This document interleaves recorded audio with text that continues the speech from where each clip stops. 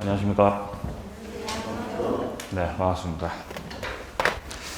자, 인문서 147페이지 피시면 됩니다. 147페이지요.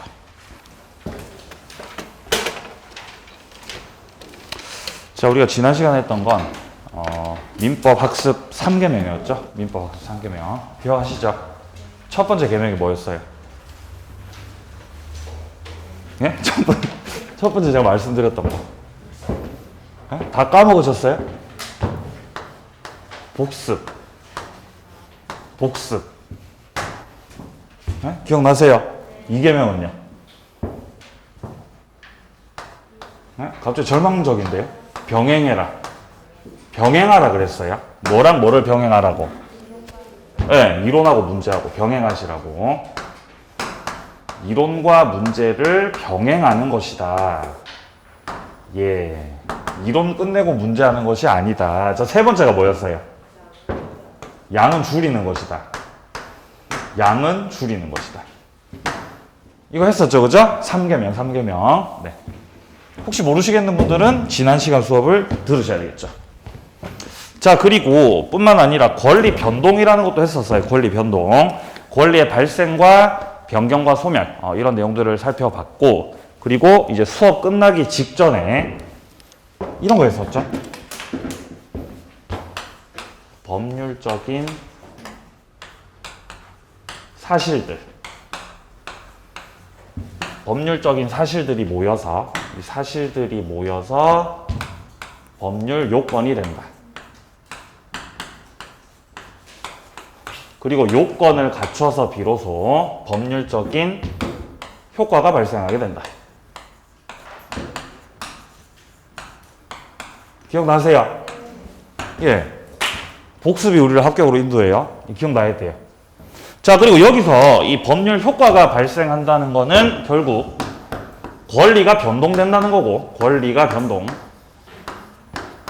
그러면 결론적으로 권리가 변동되기 위해서, 법률적 효과가 발생하기 위해서는 이제 요건을 갖춰줘야 된다. 갖춰야 된다라는 거죠. 여기서 이제 두 가지 갈래가 있었잖아요. 당사자의 의사표시가 들어가는 법률 행위라는 게 있었고, 법률 행위가 있었고, 그리고 당사자의 의사표시 필요 없고 법의 규정 따라 효력 생기는 법률 규정. 이렇게 있었죠. 그죠? 예, 두 가지 갈래가 있었어요. 두 가지 갈래. 네? 자, 여기서 행위하고 규정 중에서 당사자 의사표시가 들어가는 게 어디예요? 여기죠, 그죠? 여기. 그래서 오늘부터 볼 내용은 바로 여기라는 거죠. 여기. 네, 법률행위, 이쪽 파트를 보도록 하겠습니다. 자, 그래서 법률행위가 시작되고 있는 부분이 바로 147페이지라는 것이에요. 147페이지야. 자, 그럼 칠판 좀 닦고, 목차 잡고 법률행위 파트부터 들어가도록 하겠습니다.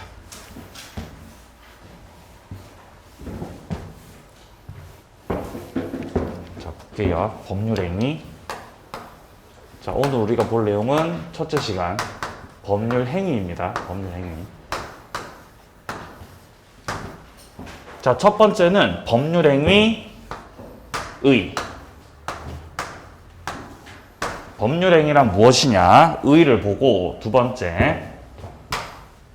자, 책 순서대로 하자면은 법률행위의 요건. 세 번째, 법률행위 종류. 마지막으로 법률행위의 목적. 자, 이 내용들을 오늘 입문 과정에서 살펴보겠다라는 것입니다. 자, 이 중에서도 법률행위 의 같은 경우는 요 같은 경우는 우리가 지난 시간에 충분히 했었어요. 자, 법률행위라는 것은 어쩌고 저쩌고 한 다음에 법률 요건이다. 법률 효력이 아니라 법률 요건이다. 자, 근데 법률행위는 법률 요건인데 뭐가 들어간 법률 요건이다? 의사표시가. 당사자의 의사표시를 의사표시를 필수 요소로 하는 법률 요건이다. 예? 의사표시를 필수 요소로 하는 법률 요건, 그게 바로 법률 행위죠. 자, 그래서 먼저 1번에, 01번에 개념을 확인해 가세요. 개념. 자, 첫째 줄에 보시면 당사자 의사표시에 의해서 법률 관계가 이루어지는 것을 총칭해서 법률행위라고 하고, 이거는 당사자 의사대로 권리 의무가 발생하게 되는 것이 특징이다라고 돼 있죠. 여기서 당사자 의사대로, 당사자 의도대로 효력이 발생한다는 것 자체가 법률행위 속에는 이게 들어간다는 거예요. 의사표시가. 그러면 의사표시 없으면 법률행위다, 법률행위 아니다. 아니에요. 네, 반드시 법률행위가 되려면은 의사표시가 들어가야 된다는 거죠. 자, 요 정도로 개념을 정리하고요. 자, 그다음 내려가서 02번으로 오면 법률행위의 요건입니다.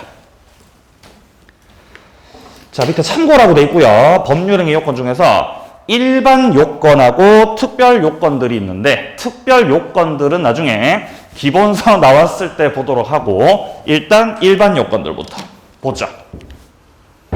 자, 요건은요, 일단 성립 요건이 있어요. 네? 성립 요건이 있고, 그 이후에 유효 요건이 있습니다.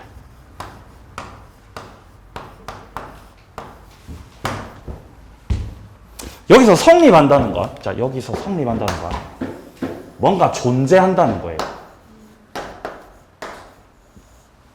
존재하기 위한 요건을 말하는 거예요. 존재한다. 예. 근데 지금 성립 요건하고 이거 유효 요건하고 뭐에 대한 요건을 우리가 지금 보고 있는 거죠? 법률 행위의 요건이잖아요. 그러니까 여기서 말하는 성립 요건은 이것들을 갖췄을 때 법률 행위라고 하는 것이 존재할 수 있다는 거죠. 그게 지금 세 가지예요. 일반적 성립 요건 세 가지. 자, 법률 행위가 존재하려면 일단 당사자가 있어야 합니다. 당사자 있어야 되고, 그 다음 법률 행위의 내용에 해당되는 목적이 있어야 한다. 내용에 해당되는 목적. 자, 그 다음에 마지막으로 의사표시가 들어가야 법률행위라고 했죠. 의사표시가 들어가야 됩니다. 자, 그래서 당사자, 목적, 의사표시. 지금 우리 책에서 확인할 수 있죠. 이 세 가지가 법률행위의 성립요건이에요. 성립요건. 이 세 개 중에 하나라도 빠지면 그거는 법률행위라고 할 수가 없어요. 한 개라도 빠지면 안 돼요. 다 들어가야 돼요. 자, 근데 이렇게 법률행위가 성립했다고 해서 다 유효라고 할 수 없어요. 법률행위가 유효가 되려면, 즉 법률행위의 효력을 발생시키기 위해서는 추가적인 유효 요건이 필요하다라는 것이고, 자, 그 요건은 첫 번째, 당사자에게 능력이 필요하다. 자, 두 번째, 목적. 법률행위의 목적이 확정이 돼야 되고, 두 번째로 실현이 가능해야 되고, 세 번째, 적법해야 되고, 마지막으로 사회적으로 타당해야 돼요. 자, 그리고 의사표시는 의사하고 표시하고 내용적으로 일치가 돼야 된다. 자, 그리고 의사표시를 하는 데 있어서 어떤 외부적인 간섭, 하자는 없어야 된다. 네, 이것들이 바로 법률행위의 유효 요건들입니다. 네. 자, 그러니까 결론적으로 이것들을 다 갖췄을 때 법률행위가 뭐가 된다는 거예요? 네? 이것들 다 갖췄을 때 법률행위 어떻게 된다? 유효가 된다는 거예요. 예? 유효가 된다고요? 아니, 이것들을 갖췄을 때 법률행위가 뭐가 되고? 성립되고, 이것들을 다 갖췄을 때 법률행위가 뭐가 되고? 유효가 되는 거예요. 아니, 선생님, 그러면 성립하고 효력이 발생되는 거하고는 다른 개념인 거네요. 네? 다른 개념인 거네요. 예, 완전 다른 개념이에요. 성립한다라는 거하고 효력이 발생한다는 거는 다른 개념이라고요. 다른 개념. 그래서 제가 존재하고 효력 발생을 구분해서 써놓은 겁니다. 달라요. 자, 그래서 책에 나와 있듯이 당사자, 목적, 의사표시, 자, 그리고 당사자의 능력, 목적의 확정 가능, 적법, 타당, 의사표시에 일치, 하자가 없을 것 확인합니다. 자, 다음 뒤로 넘기세요. 148페이지요. 자, 위쪽에 구별할 개념 한번 볼까요? 자, 1번 봅니다. 1번. 장시간 교섭하다가 결국 계약이 체결되지 않았다. 여기서 계약을 법률행위로 보면 됩니다. 계약 자체가 체결되지 않았으니까 법률행위가 성립하지 않았다가 되는 거예요. 불성립했다. 이번에는 결국 매매 계약이 10억에 체결됐다라고 돼 있죠? 이거는 성립은 된 거예요. 성립까지는 일단 된 거다. 근데 유효가 될지 무효가 될지는 좀 더 따져봐야 될 문제인 거죠.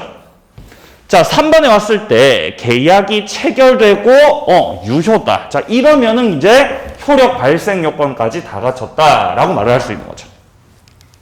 근데 4번에 보시면요. 계약이 체결됐는데 무효라 그러죠. 예, 이러면 이제 성립 요건은 갖췄지만 효력 발생 요건은 갖추지 못했다라고 보여지는 거예요. 따라서 무효라는 것은 따라서 법률행위가 무효라는 것은 법률행위의 성립을 전제로 한다 라는 걸 알 수 있는 거예요. 자, 그러면 법률행위가 무효라는 건 법률행위가 성립이 된 거다, 성립이 안 된 거다? 성립이 된 거예요. 성립은 됐는데, 자, 성립 요건 3가지는 갖췄는데 여기서 뭔가 갖추지 못했다고. 그래서 유효가 되지 못하고 무효가 된 거라는 거죠.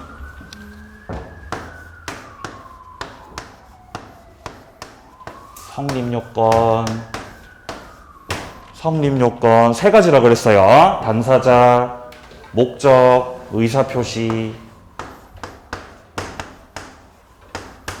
이 3가지를 갖추면 법률행위가 존재하게 돼요. 사람으로 따지면 태어나는 거예요. 근데 이 이후에 유효 요건까지 다 갖춰서, 즉 당사자가 능력 있고 목적이 확가적타, 의사표시 일치하자가 없다. 이거 다 갖추면 그러면 이제 뭐가 되는 거예요? 효력이 있다라고 말을 하는 거예요. 자, 근데 성립 요건 갖췄는데 그 이후에 유효 요건, 효력을 발생시키는 요건에서 뭔가 갖추지 못하면, 그러면 법률행위 효력이 생긴다고 안 생긴다고? 안 생긴다. 그럼 무효된다고. 그러니까 유효든 무효든 뭐는 된 거? 성립은 된 거. 에? 성립은 된 거. 그래서 이거 저기 말씀드려요. 무효는 성립을 전제로 한다. 이해되세요? 예. 그럼 여기서 당사자, 목적, 의사표시. 여기서 뭔가가 누락이 됐으면 그 전 단계는 그러면 성립이 안 된 거지. 그걸 불성립이라 그러는 거예요. 불성립의 단계. 그러니까 불성립한 거랑 법률행위가 불성립한 거랑 법률행위에 효력이 없는 거랑은 같은 개념, 다른 개념. 완전 다른 개념이에요. 완전 다른 개념. 불성립했다는 건 법률행위가 존재하지 않는다는 거예요. 야, 태어났어? 아니, 아직 못 태어났어. 아직 못 태어났어. 야, 태어났니? 태어는 났어. 태어는 났는데 뭐가 없어? 효력 없어. 이게 무효예요. 네, 지금은 이렇게 확 와닿진 않겠지만 이제 해 나가면서 느껴지실 겁니다. 요건이었습니다. 자, 그 다음에 내려갑니다. 법률행위의 종류. 자, 법률행위가 되려면 반드시 의사표시가 들어가야 된다 그랬어요. 의사표시가 들어가야 비로소 그것을 법률행위라고 할 수 있다. 자, 근데 의사표시가 한 개일 수도 있고요. 의사표시가 한 개일 수도 있고, 의사표시가 두 개일 수도 있어. 자, 혹은 의사표시가 두 개 이상일 수도 있어요. 여기서 의사표시가 한 개인 법률행위를 가리켜서 단독행위라고 그러는 거예요. 그러면 단독행위라고 하는 건 혼자서 하는 거예요? 둘이서 하는 거예요? 혼자. 네? 의사표시가 두 개다. 이러면 이걸 계약이라 그래요. 그럼 계약이라는 건 혼자서 하는 거예요? 둘이서 하는 거예요? 둘이서. 자, 의사표시가 두 개 이상인 걸 가리켜서 합동행위라고 해요. 합동행위. 자, 따라서 단독행위, 계약, 합동행위 요 세 가지 같은 경우는 공통점이 뭡니다? 법률행위입니다. 법률행위입니다. 따라서 뭐가 들어가 있습니다? 의사표시 들어가 있습니다. 자, 표 보죠. 자, 우리 책에 지금 계약하고 단독행위 나와 있습니다. 자, 먼저 단독행위 같은 경우는 의사표시가 한 개다. 한 개. 계약은 두 개. 의사표시 두 개. 자, 계약이라는 것이 성립하려면은 청약과 승낙의 합치가 있어야 되거든요. 그래서 청약 하나, 승낙 두 개 해서 두 개예요. 자, 단독행위를 보면은 그 안에 상대방 있는 단독행위 있고요. 그 다음에 상대방 없는 단독행위가 있죠. 구체적인 내용들은 뒤에 가면 이제 한 개씩 만나게 되니까 지금은 이런 게 있구나. 그 정도 봐주시면 되겠습니다. 일단 상대방 없는 단독행위는 우리 책에 유언하고 재단법인 설립행위 나와 있죠. 거기다가 한 개 추가하세요. 자, 상대방 없는 단독행위입니다. 자, 상대방이 없어요. 상대방 없는 단독행위. 자, 지금 우리 책에 자, 유언 나오고요. 유언. 그럼 또 뭐 나와요? 재단법인 설립행위. 재단까지만 쓸게. 팔 아파요. 자, 재단법인 설립행위. 자, 한 개 추가하시라고요. 소유권. 소유권의 포기. 자, 그래서 유언, 재단법인 설립, 소유권 포기. 이 세 가지 같은 경우는 상대방이 없는 단독행위예요. 상대방이 없어요. 없어요. 예. 자, 그리고 상대방 있는 단독행위에서는 뭐 취소, 해제, 해지 이런 거 나오죠. 이런 것들은 나중에 뒤 파트, 무효 취소 파트나 대리 파트 들어가서 만나게 되겠습니다. 그리고 그 밑에 나오는 계약 같은 경우는 뭐 여러 가지 계약들을 현재 우리 책에서 열거하고 있는데요. 실질적으로 우리 시험 범위에 들어가는 계약은 매매, 교환, 임대차 세 가지예요. 우리 시험 범위 들어가는 계약은 세 가지 뭐라고요? 매매, 교환, 임대차. 이 세 가지가 우리 시험 범위 들어가는 계약이에요. 계약 강론 파트에서 배울 거예요. 그리고 합동행위는 없죠, 지금 우리 책에서. 아니, 왜 없냐면 합동행위는 안 나오니까. 시험에 안 나오니까 그냥 안 넣은 거예요. 네, 무시하세요. 합동행위 안 나오니까. 자, 그래서 법률행위의 종류에서 단독행위랑 계약을 살펴봤고요. 우리는 주로 앞으로 계약을 만나게 되겠습니다. 그 대표적 법률행위가 계약이죠. 자, 오른쪽으로 가보죠. 자, 그럼 이제 법률행위를 다른 방식으로 또 분류해 볼 수 있는데, 지금 이제 파란색 이번에 분료식 행위하고 요식 행위가 나와 있습니다. 자, 분료식이라는 건 정해진 방식이 없는 거예요. 자유롭다라는 거죠. 정해진 방식 없음. 요식이 없다. 자, 근데 그 밑에 칸에는 요식이라고 돼 있죠. 이건 정해진 방식이 있는 거예요. 정해진 방식대로 안 하면 효력이 안 생겨요. 예를 들면 유언이에요. 유언의 방식으로 공정증서에 의하거나 자필증서 방식에 의하도록 일정한 방식을 갖춰줘야 된다는 거죠. 그래야 유언이라는 거예요. 우리가 이제 죽기 전에 유언장을 쓰잖아요. 그죠? 유언장 쓴다. 이게 유언장 쓴다고요. 유언장. 유언장. 네? 이름. 이렇게 유언장 쓰죠. 이름, 차민혁. 갑자기 무서운데요. 이렇게 쓰죠. 이렇게 이름 쓰고. 네? 그 다음에 여기다가 이제 뭐 쓰겠죠. 야, 내 재산을, 내 전 재산을, 아들한테 다 줄 거다. 그죠? 아들한테 다 줄 거다. 이렇게 쓰는 거죠. 네? 와이프한테 한 푼도 안 주고 아들한테만 다 이렇게 하겠다. 요자 썼어요. 이렇게 쓰면 이거 효력 없어요. 네? 이렇게 효력이 없다고. 네? 이름만 쓰면 안 되고, 여기 주민등록번호 써야 돼요. 주민등록번호 쓰셔야 된다고. 이거 안 쓰면 효력 없어요. 그리고 마지막에다가 서명 날인 하셔야 된다고. 내가 썼다라는 걸 증명할 수 있는 서명 날인 하셔야 된다고. 이런 식으로 형식이 정해져 있다고, 안 정해져 있다고? 정해져 있다고. 그대로 하셔야 된다고, 그대로. 근데 그 위에 칸에 있었던 불효식 같은 경우들은 정해진 방식이 없어서 그냥 자유롭게 하시면 돼요. 네, 뭐 매매도 그렇고 임대차 계약도 그렇고 정해진 방식 없습니다. 그냥 말로만 하셔도 문제가 전혀 없어요. 밑으로 내려가죠. 밑에 3번입니다. 유상행위도 있고 무상행위라고 하는 것도 있습니다. 자, 유상행위는 대가적 출현이 있다고 돼 있고 무상행위는 대가적 출현이 없다고 돼 있죠. 말 어렵죠? 유상은 말 그대로 유료라고 생각하시면 돼요. 네? 유상은 뭐라고요? 유료. 유료. 여러분들 싫어하시는 거. 유료.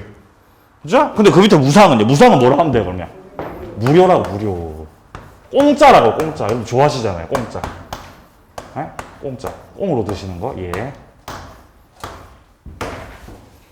그렇죠? 뭐 그런 차이입니다, 예. 자, 그래서 매매, 교환, 임대차는 싹 다 유상이에요. 매매라고 하는 거는 대금을 내고 사는 거죠. 무료가 아닙니다. 자, 교환이라고 하는 건 뭔가 물건을 넘기면서 물건 받는 거예요. 유상이고요. 임대차도 임대료라고 하는 걸 내죠. 유상. 자, 근데 그 밑에 무상이라고 하는 거는 공짜로 받는 거예요. 대표적으로 증여가 있어요. 그리고 사용대차라고 하는 거는 임대료 없이 빌리는 걸 사용대차라 그래요. 그냥 공짜로 빌리시는 거. 네, 그리고 무이자 소비대차. 소비대차는 돈 빌리는 거거든요.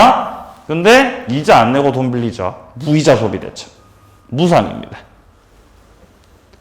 자, 그 밑에 나오는 4번의 채권행위하고 물권행위 같은 경우는 기본서 나왔을 때 한순환 돌고 볼게요. 조금 어렵습니다. 넘기세요. 자, 이제 인문서 150페이지로 와보시면 중간에 04번에 보시면 법률행위의 목적이 나와 있습니다. 자, 법률행위의 의, 법률행위의 요건, 종류, 그리고 마지막 지금 목적입니다. 여기가 중요하고 여기가 실질적인 우리 시험 범위예요. 여기서부터가. 자, 아까 전에 법률행위의 성립 요건하고 효력을 발생시키는 요건들을 살펴보면서 일단 법률행위가 성립하기 위해서 법률행위의 목적이 들어가야 된다 그랬습니다. 그리고 이 법률행위가 유효가 되려면은 목적이 확정돼야 되고 실현이 가능해야 되고 적법해야 되고 사회적으로 타당해야 된다라는 걸 봤었죠. 이것들 한 개 한 개씩이 이제 등장하는 거예요. 자, 그래서 150페이지 보시면 법률행위 목적에서 가능성, 적법성, 사회적 타당성 이렇게 나오는 거예요. 목적에서. 목차대로 기술이 돼 있죠. 예. 아니, 그 확정은 어디에 갔습니까? 확정은 뺐어요. 잘 안 나오니까요. 확정 빼고 이렇게 넣어놨어요.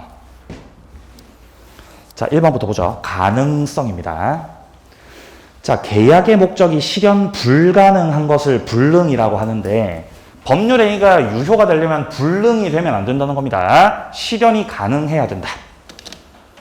그 밑에 뭐 불능의 체계 이런 거 나오고 있죠. 요건 이제 계약법 파트 가서 만나게 됩니다. 자, 오른쪽 갑니다. 자, 2번에 적법성 나오고 있습니다. 법률행위가 내용이 유효가 되려면은 법에 적합해야 된다는 거예요. 법을 잘 지켜야 된다. 법에 적합. 이게 바로 적법성입니다. 역시 밑에 나오는 내용들은 물권법과 계약법 들어가서 살펴보도록 하겠습니다. 자, 그 다음에 밑에 3번에 보시면 사회적 타당성이 나오죠. 결국 법률행위 파트에서는 이 사회적 타당성, 여기서 출제가 돼. 여기서 출제돼. 여기서 타당성. 자, 사회적 타당성에서 이번 입문 과정에서 살펴보게 되는 출제 논점 첫 번째는 바로 그 밑에 나오는 103조 반사회 질서 법률행위 요거. 그 다음에 한 장 넘기시면요 153페이지 153페이지 밑에 쪽에 보시면은 104조 보이세요? 이걸 불공정한 법률행위라 그래요. 이거 두 가지가 첫째 시간 메인 이벤트입니다. 칠판 좀 닦고 볼게요. 목차 다시 말씀드립니다. 지금 현재 우리는 법률 행위를 보고 있고 법률행위의 법률행위 성립 요건, 유효 요건들 살펴봤고 종류, 단독행위랑 계약 살펴봤습니다. 그리고 법률행위 목적, 확정 가능 적법 타당, 그 중에서도 타당성 파트에서 등장하는 반사회적 법률행위 이거하고 불공정한 법률행위 이거를 지금부터 살펴볼 거라는 거예요. 자, 보죠. 자, 그럼 반사회적 법률행위부터 보자. 반사회적인 법률행위예요.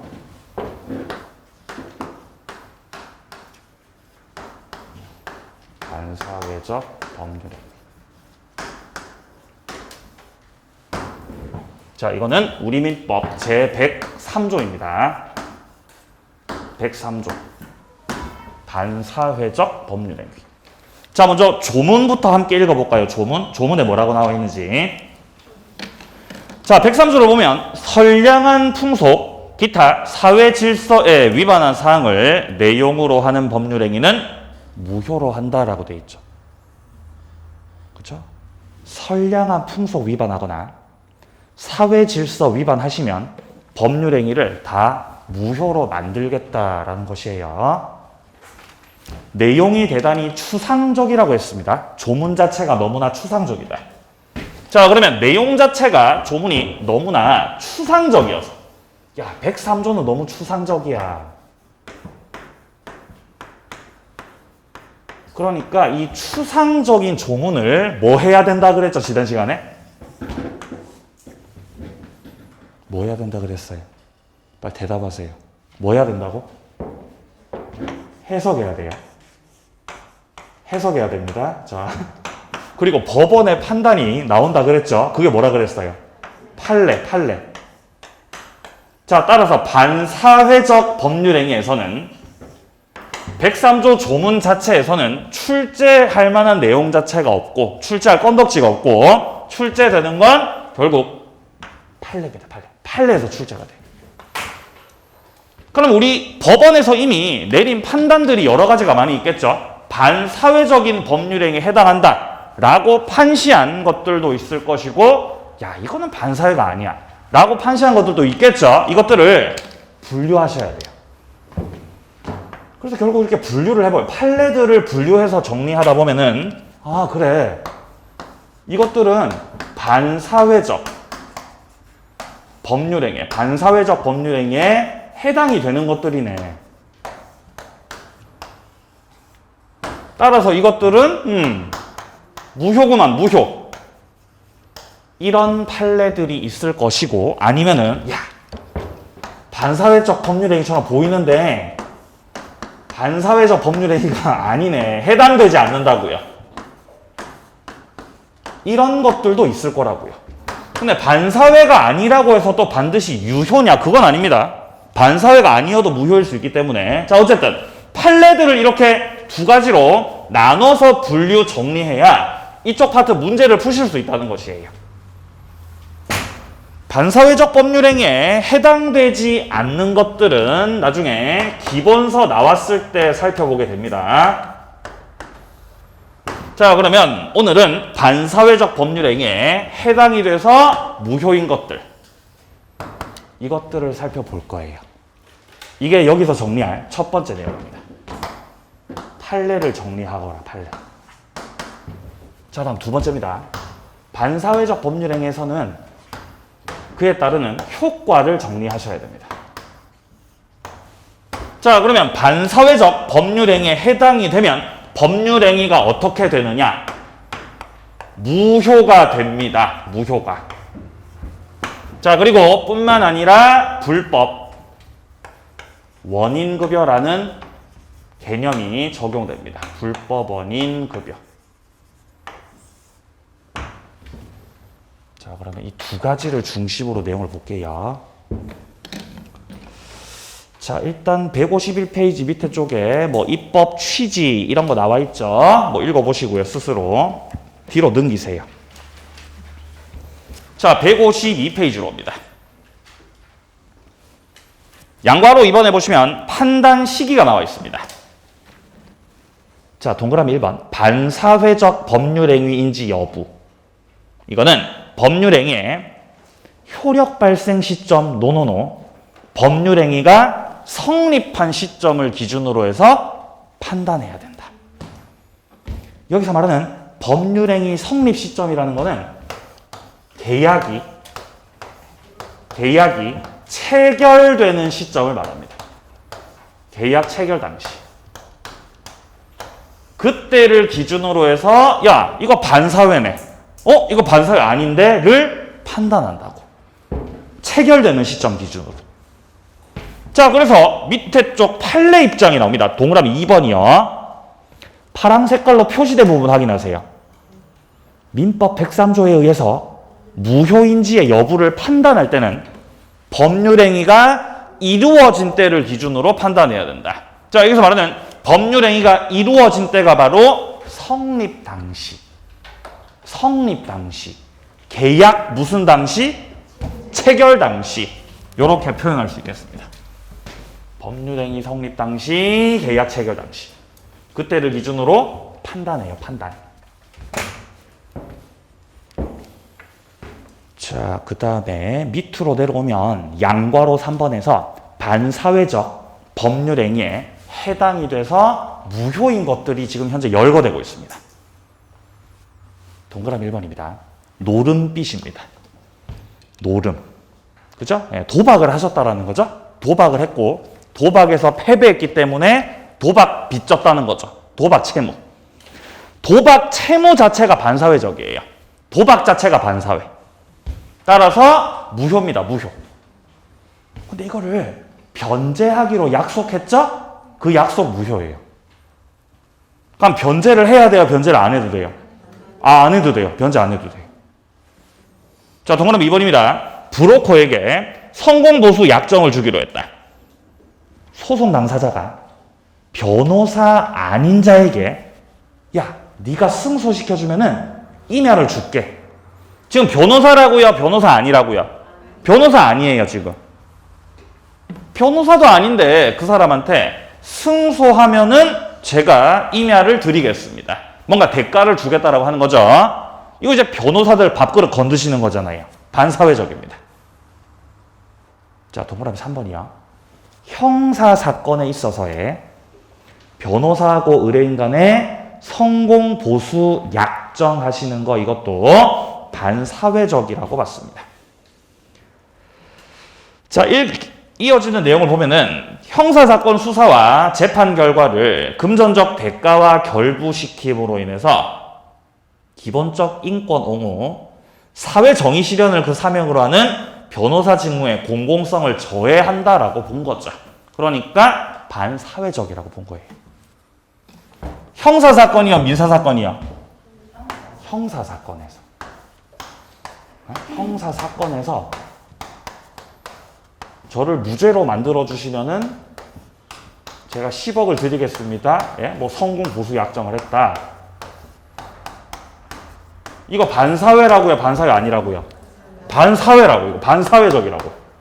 반사회적 법률행위. 따라서 유효라고 무효라고? 무효.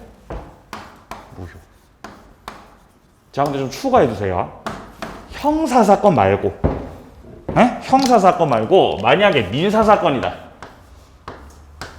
민사사건이면요, 여기서는 성공보수 약정 집어 넣으셔도 이거 반사회 아니에요. 민사에서는 그럴 수 있다고 본 거예요. 유효입니다.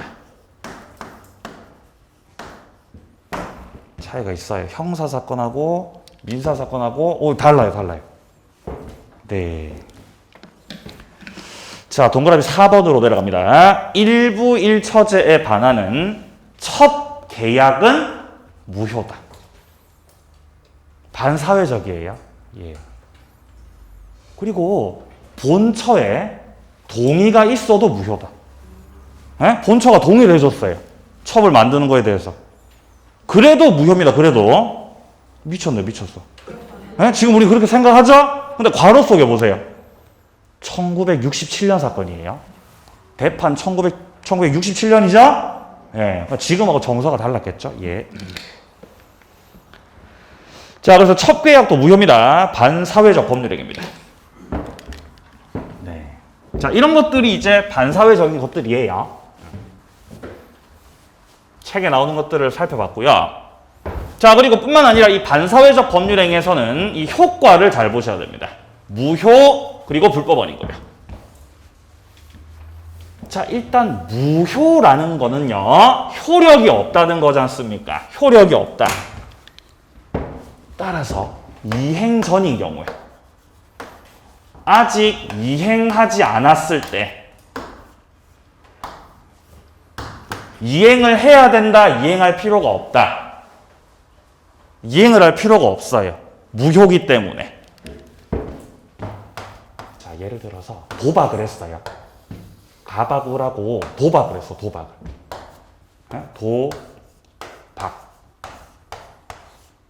도박을 한 거죠. 그래서 갑이 도박에서 패배했어요.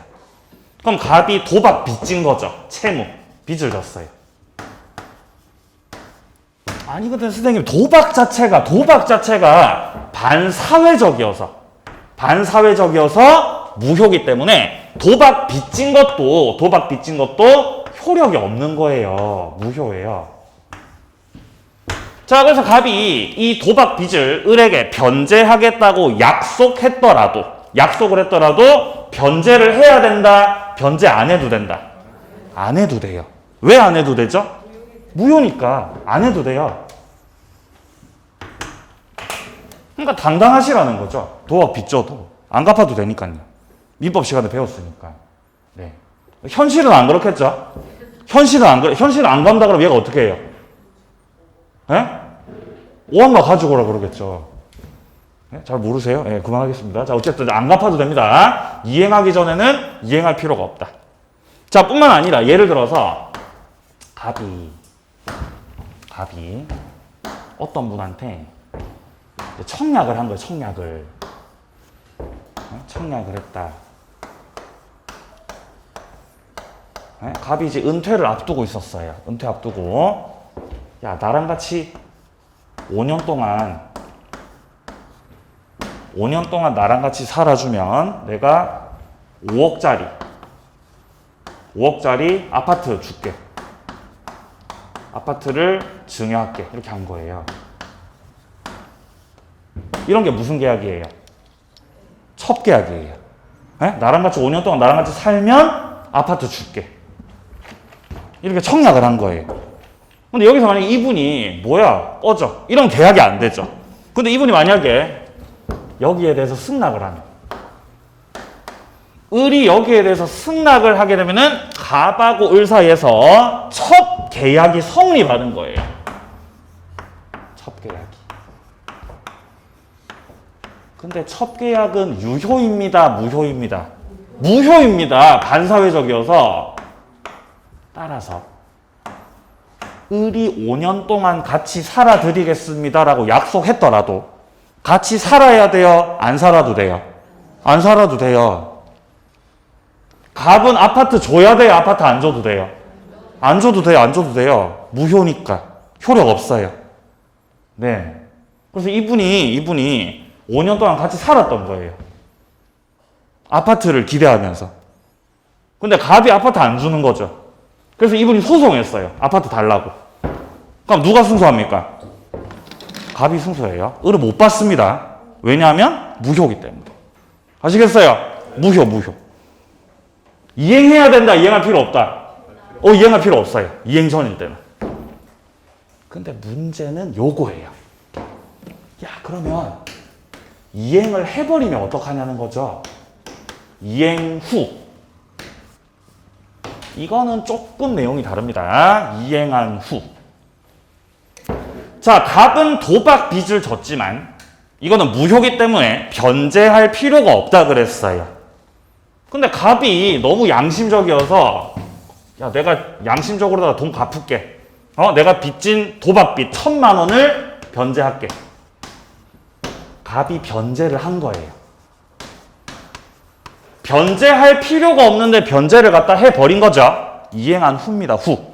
이러면은 이 1,000만 원이 불법 원인급여가 되는 거예요. 따라서 갑이 1,000만 원 을한테 갖다 줘버리면 나중에 을한테 그거 돌려달라고.